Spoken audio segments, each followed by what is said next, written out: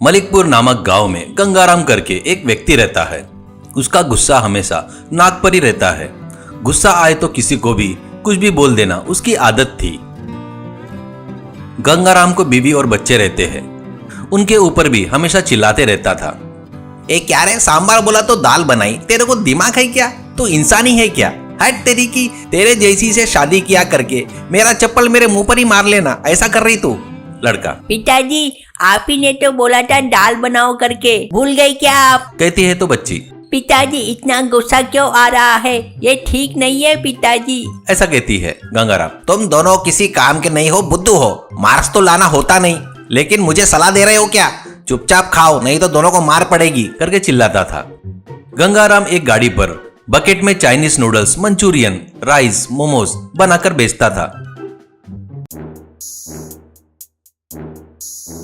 वो बहुत ही टेस्टी रहता है करके लोग वहां पर बहुत ही खाते थे। आने वालों के साथ भी गंगाराम ऐसे ही टेढ़ी बातें करता था। एक दिन एक व्यक्ति, क्यों रे गंगाराम, तुझे इतना गुस्सा आता है? ऐसे गुस्से से आने वाले कस्टमर के ऊपर चिल्लाए तो तेरे पास कौन आएंगे रे लोग? वो तू नहीं सोचता क्या? कहता है तो गंगाराम, आने वाले आएंगे और जाने वाले जाएंगे। मुझे गुस्सा दिलाए तो मैं किसी को भी नहीं छोड़ूंगा। तेरी फालतू की सलाह अपने पास रख, मुझे तेरी सलाह की जरूरत नहीं है। तेरी सलाह पुंगड़ी बनाकर जहाँ डालना है वहाँ डाल ले, ऐसा कहता है। उसी गांव के बाजू में एक आश्रम रहता है। उसमें आचार्य करके गुरु रहते हैं। उनके पास कुछ लोग शिष्य बनकर रह रहे थे। रोज सुबह उनके शिष्य घर घर जाकर घर के आगे चुपचाप खड़े रहते हैं। कुछ लोग उनको चावल, दाल, दाना ऐसे देते थे और कुछ लोग फल देते थे। कुछ लोग कुछ नहीं करके बोलते तो वो चुपचाप बाजू वाले के घर के सामने चले जाते थे, पर कुछ भी नहीं बोलते थे। आचार्य हर गुरुवार को मंदिर में गांव के लोगों को हितोपदेश देते थे।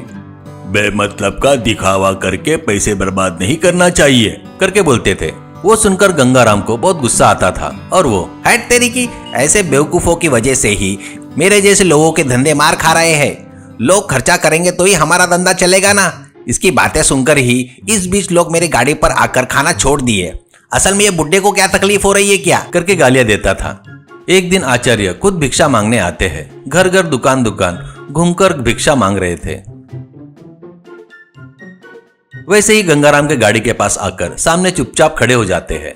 उसको देखकर गंगाराम को बहुत गुस्सा आता है। आए क्या बाबा, आओ आओ, तुम्हारे ही राह देख रहा था, तुम कब आओगे करके। तू एक फालतू आदमी है, एक पैसे का काम का नहीं है, ऐसा नीच आदमी है तू, किसी काम का नहीं, एकदम फालतू है तू, ऐसा कहता है। पर आचार्य चुप रह जाते हैं। इससे गंगाराम को और भी गुस्सा आता है। तेरे बारे में, तेरे आश्रम के बारे में मुझे सब पता है। तुम सब लोग मूर्ख हो, आलसी हो, तुम और तुम्हारे शिष्य परम नीच हो, ऐसा कहता है। आचार्य कुछ भी नहीं बोलते। इससे और भी ज्यादा गुस्सा आकर गंगाराम गंदी गंदी गालियां देता है। फिर भी आचार्य में कोई फर्क नहीं दिखता। गाली दे देकर गंगाराम कुछ देर बाद थक जाता है और गुस्से से गंगाराम आकर उसके चेहरे को देखता है। उनके चेहरे पर वो प्रशांतता, तेज को देखकर एक क्षण के लिए रुक जाता है। गंगाराम गुस्से से, क्या हो रहा है, ऐसा चुप है? तू इतने गाली खाया, फिर भी तुझे थोड़ा भी गुस्सा नहीं आया क्या? मुक्का है क्या, जबान नहीं है क्या? दिखा एक बार, ऐसा कहता है। आचार्य कुछ भी बातें नहीं करते हुए एक फल निकालकर देकर, बेटा इस फल को मैं तेरे को दूंगा, समझ, तू लेने के लिए मना किया तो वो कहाँ जाएगा, ऐसा कहता है। गंगाराम, अरे यार, ये पागल जैसे सवाल मत करो, कहाँ जाएगा? तेरे पास ही रहेगा, ये भी पता नहीं क्या तुमको? ऐसा कहता है। आचार्य, ठीक है बेटा, अच्छा है। वैसे भी अभी तक तूने जो गालियां दिया ना, वो मैंने लिया ही नहीं, तो अब वो कहाँ है तुझे पता है क्या? ऐसा कहता है। इससे गंगाराम चौंक जाता है। उसने दिया सो गाली उसी के पास है ऐसे लगने लगा उसको। वो देखकर लोग जोर जोर से हंसते हैं। इससे गंगाराम को शर्मिंदगी महसूस होती है। उसने कौन सी गलती किया उसे पता चल जाता है। आचार्य, बेटा बंदूक से निकली गोली मुंह से निकली बोली कभी वापस नहीं आती, इसलिए अपने मुंह को कंट्रोल में रखना चाहिए। गुस्सा एक बीमारी है, वो रही तो तुझे नुकसान ही है, लेकिन कोई फायदा नहीं होगा। मुंह मीठा तो गाँव मीठा करके अपने पूर्वजों ने बहुत पहले ही बताया है, इसलिए तू अपने गुस्से को कंट्रोल में रख, वो तेरे लिए अच्छा है, करके बताकर चले गए। उस दिन से गंगाराम में बहुत बदलाव हुआ। वो गुस्सा कम करके सबसे अच्छे से रहना आदत बना लेता है।